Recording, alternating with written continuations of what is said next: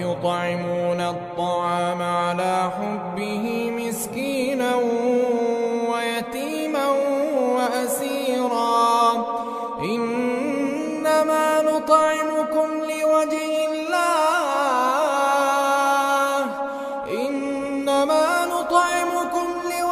الله لا نريد منكم جزاء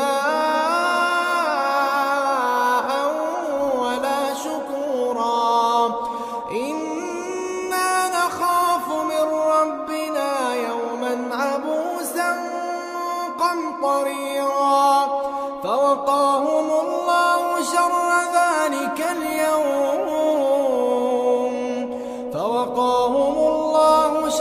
ذلك اليوم ولقاهم نضرة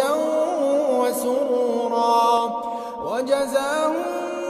بما صبروا جنة